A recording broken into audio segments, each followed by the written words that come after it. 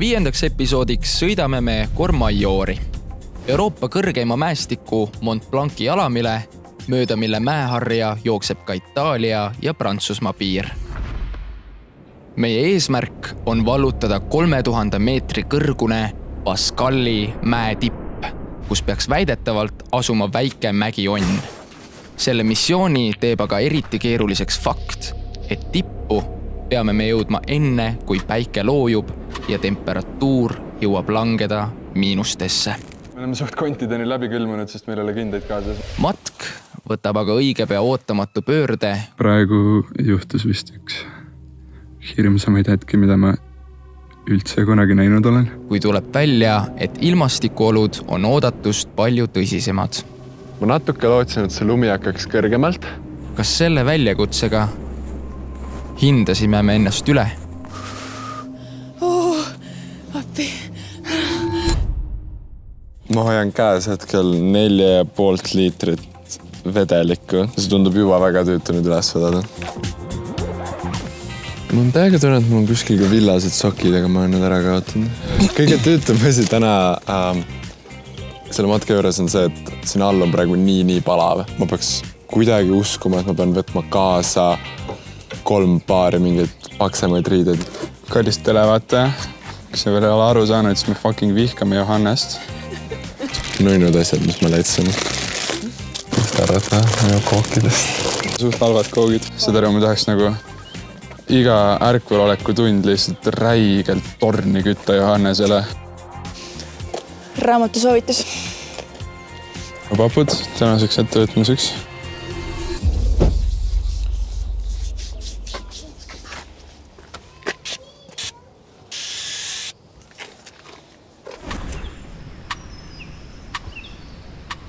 See on väga ruttu tõmbab, see on praegu kõndides mingisse sellisesse meditatiivsesse seisu, kus, ma ei tea, minu jaoks see kott on nii raske, et see nagu surub väga täpselt kaaluma kõiki samme. Ja selle tõttu see aeg on tegelikult väga ruttu läinud. Me jõuame kohe lagendikule, kus me teeme oma esimese peatuse.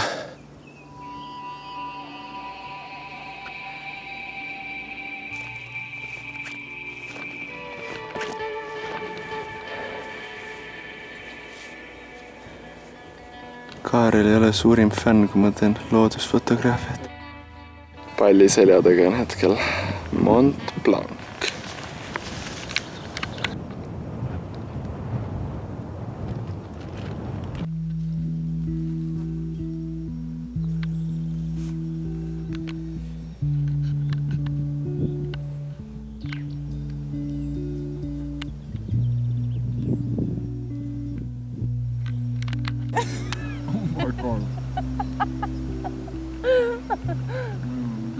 Üks huvitav asi, mis just juhtus, meist jooksis mööda mingi belglane ja siis me pakkusime talle vett. You have enough water, yeah? Yeah. Okay. We have too much water, actually. Ja ta tuli meiega korraks chillima siia ja tuli välja, et ta treenib 134 kilomeetriseks jooksuks mägedes.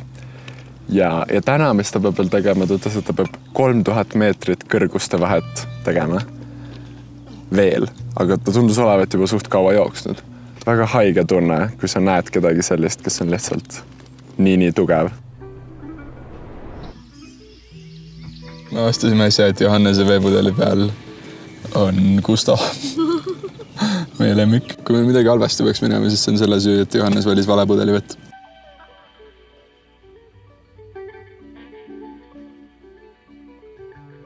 Natuke raske on.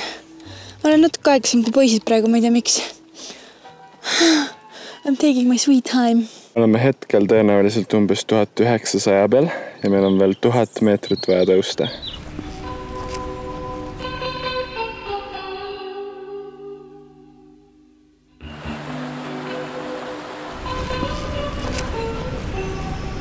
Ja siin on meie mäkketõusu esimene lumi.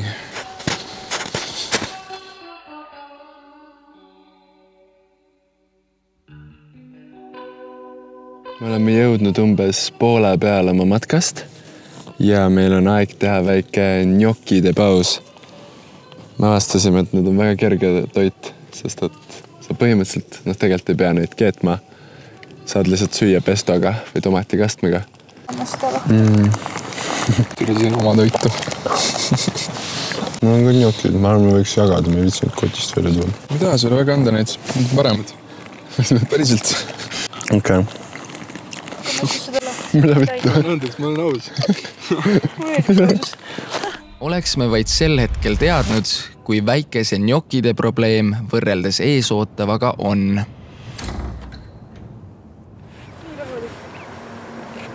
Oh my god, chill out. Asi on päris tõsine tegelikult, sest et siit juba hakkab tulema erinevaid lumetükke. Ma natuke lootsin, et see lumi hakkaks kõrgemalt, aga otseselt midagi parata pole, tuleb lihtsalt ettevaatlik olla. Olles juba 4 pikka tundi matkanud, oli paratamatu, et tähelepanu kippus hajuma ning keha hakkas vaikselt märke andma väsimusest.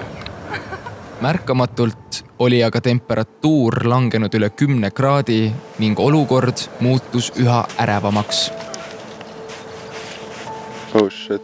Üha enam hakkas kohale jõudma reaalsus, et kui me õhtu lõpuks mäetippu ei jõua, siis on p***s. Tahad, ma võtan kaamera või mingi kottidelt?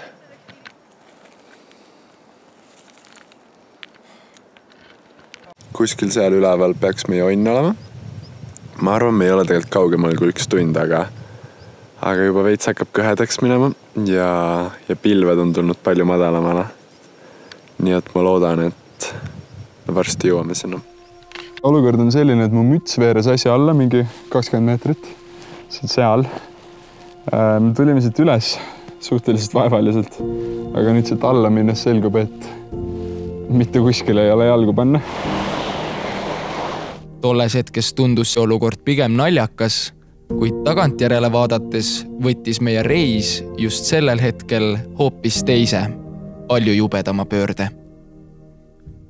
Kaarel sai oma mütsi küll kenasti tagasi, kuid selle vahejuhtumiga oli Johannes nende silmapiirilt juba kadunud ning Kaarel ja Pauliine valisid enesele teadmata natukene teise tee, uskudes, et nad liiguvad Johannese jälgedes. Ma olen nüüd suutnud paar päeva kõike seda seedida, mis Mäkkeronides juhtus. Praegu juhtus vist üks hirmsamaid hetki, mida ma üldse kunagi näinud olen. Pauliine oli just seal, sest et me sattusime kuidagi, me jäime Johannesest maha ja me sattusime kuidagi nagu mingi kõrvalise ala peale. Ütleme nii, et ma pole kunagi olnud nii surmalähedases olukorras. See on viimane filmitud klipp vahetult enne õnnetust. Ma üldse ei mõelnud, et mis mu järgmine samm on, mida ilmselgelt sa pead tegema. Kuni ma olin seal täiesti kinni ja ma olin selle libeda muru peal, oli raske seljakott seljas, mul oli kaamera kaelas, kuni ma sain aru, et mu keha tegelikult väga jaksa seal enam kinni hoida sellest mudasest murust. Järgmisel hetkel Pauliine libises 50 meetrit mööda muda, jääd ja kive allamäge, kuni lõpuks üks väike tasandik ta õnne kombel peatas.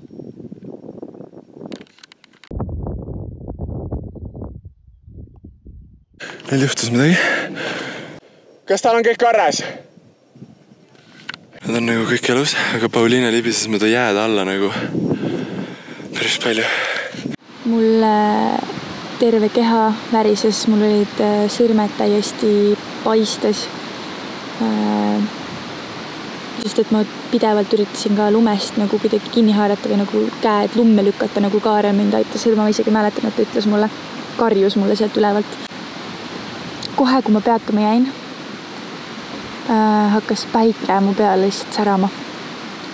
Ja selline hästi kaitseingli tunne tekkis kuidagi, et miski mind hoiab. Ja ma hakkasin koheselt nutma ka. Mul nagu lihtsalt nii hull pingelangus või õppisin väga palju oma vigadest selle reisi jooksul.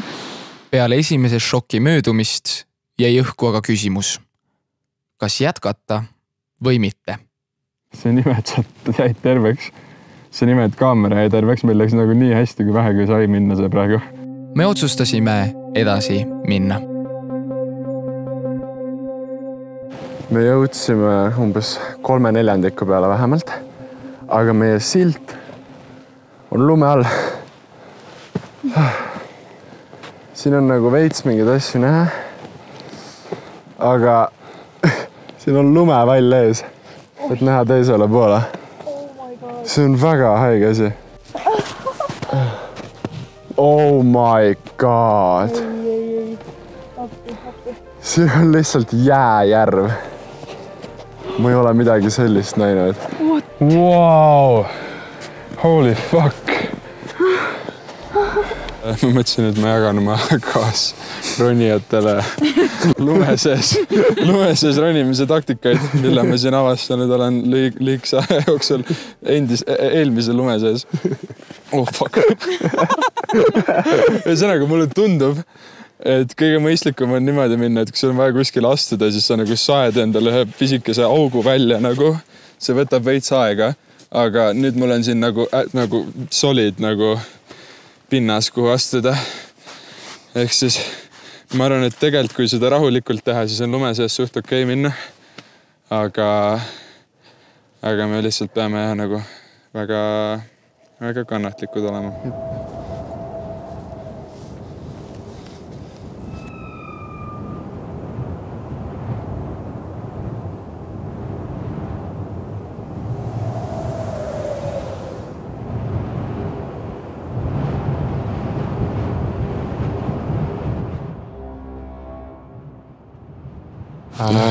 Ühesõnaga siis jällegi see matkarada, mida me täna tulime ronima, on siin üleval peaaegu täielikult lume all. Ehk siis me peame valima oma trajektoori. Meil tuleb päris palju lumest sumpamist selleks, et me kohale jõuaks. Ja meil läheb pimedaks varsti. Ma ütleks, meil on mingi alla tunni aja, kuni meil on pime. Ehk siis me peame kiirustama, et me jõuaks sinna hütti kohale, enne kui meil on kakaventikas. See hütt on selle tipu otsas, mis kõrguste vahepoolt tegelikult ei ole enam väga hull. Aga jah, lumi on meil veel ees.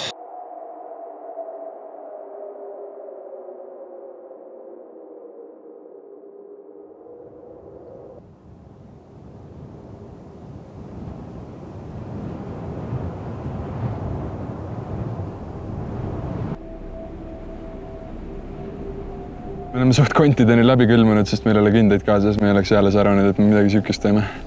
Aga tasa ja targu ja viimane lõik veel.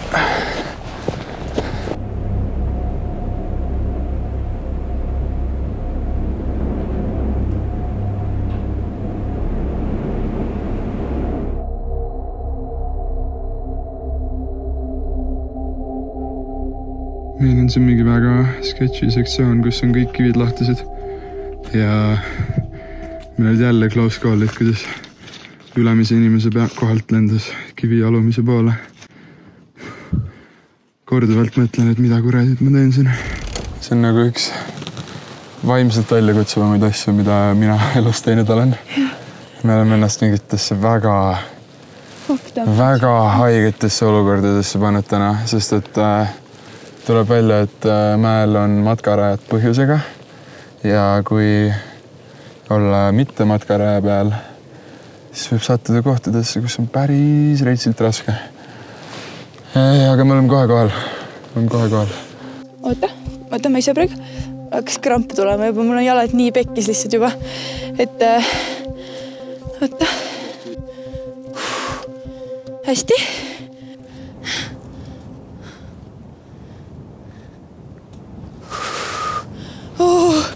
Appi. Okei, kas me oleme kohal või? Yeah. Täiesti haige. Ma ei suuda uskuda seda. Kuidas me siia jõudsime? Igas kohas on tunne, et mingi 15 minta veel sinna kohta. Ja siis me oleme 8 tundi matkanud. Mul käib pearingi.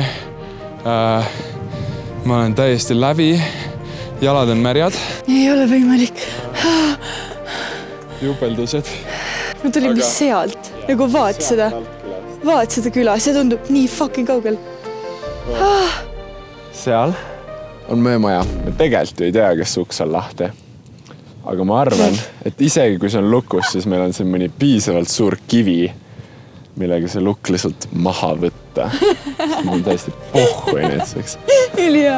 Ja see tunne, ma ei ole kunagi inimkonda rohkem armastanud. Kõige suurem headuse tunne üldse, et keegi on teinud siia maja, mis on meile tasuta, kus me saame olla täiesti üksi. Kõige püham tunne üldse, mis sa saad tunda nagu teiste inimeste vastu. Kuskil on hea inimene, kes mõtles sellise asja välja. Oota, vaata seda.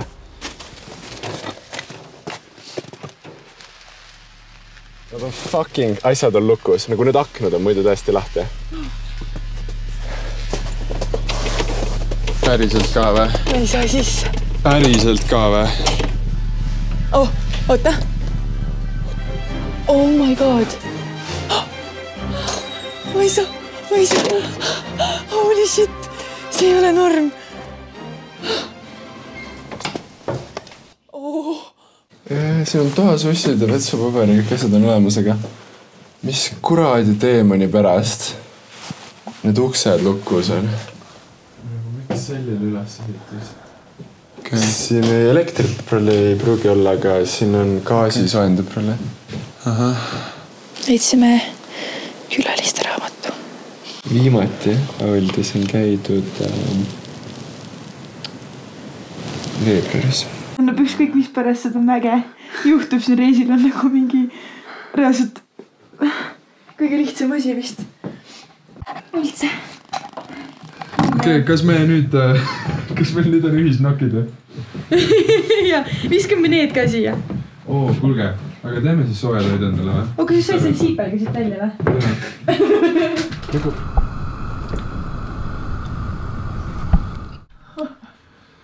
Okei, me oleme siin oma mägimajakuses vaikselt sätime end sisse ja tunneme end mõnusalt. Valminud on nokipasta. Ja mul on selline tunne, et see on olnud üks haigemaid päevi minu elus. Rada, mida mööda me tulime, oli küllaltki ebatavaline. Meil on juuni lõpp ja see on nagu paksult lund täis veel. Ehk siis me pidime võtma mingisuguseid marsruute, mida muidu ilmselt keegi ei roniks. Meil oli korduvalt hetki, kus me võib-olla riskisime natukene liiga palju oma eluga. Aga mul on siuke tunne, et meid on hoitud. Ja ühtlasi mul on siuke tunne, et mu elus on vähe inimesi, kellega ma saaks nii haiget asja teha nagu Pauliine ja Johannes. Ehk siis see on põõrane. See oli väga haige kogemus. Mul ei olnud nagu füüsiliselt otseselt raske, meil nagu tegelikult esimesed mingi 3 tundi oli nagu ülinormaalne, lihtsalt matk me mingi sõime, jaurasime ringi. Nagu täiega suvari. Ja nagu võib-olla sealt tuligi seda, et nagu mingit laadi nagu keskendumine langes. Aga jah, need on lihtsalt nagu paar sündmust, mis on natuke liiga lähedal mingile nagu normaalsele riski taluvusele, ma arvan. Ja eriti, kui me seda lumeosad tegime, siis ma nagu veits tundsin vastutavan ennast. See oli nagu, ma olin ikka nagu päris mures. Nagu ühelt poolt nad on mõlemad minust vanemad täiskasvanud ja mitte keegi ei olnud kordagi, et keegi tahaks alla minna. Aga siis on ikkagi see, et kuna ma olen siin varem käinud, siis seal on nagu mingi suurem vastutus. Aga nagu, ma ei tea, me oleme elusalt siin hetkel ja mul on üsna palju usku, et allaminek on tegelikult kergem.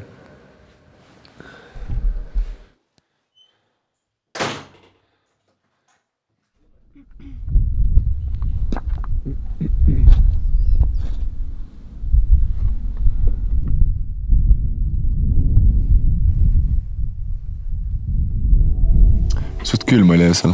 Me olime kõik 2 teki all ja lõdisesime niimoodi kõrvuti.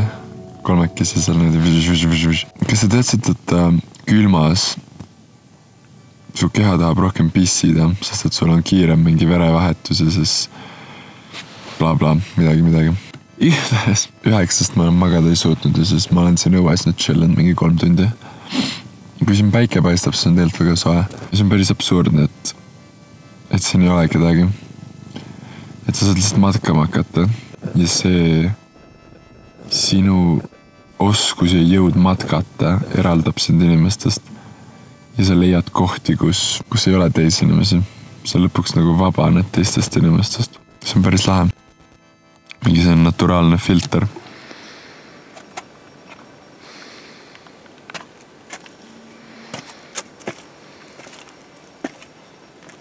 Meie päevake selles onnis saabki läbi nüüd. Kuna me kindaid kaasa ei võtnud, siis lähevad kätte varusokid. Et loodetavasti natukene säästa käsi selle libisemise jooksul. Vaatame, mis saab.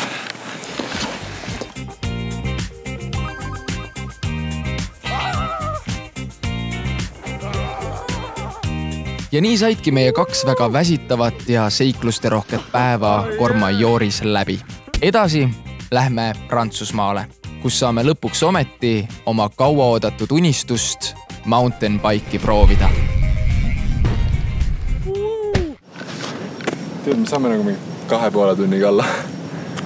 Lähme uuele leiutisele. Me läksime siit teile või? Holy fuck, mis Thursday olid klipid.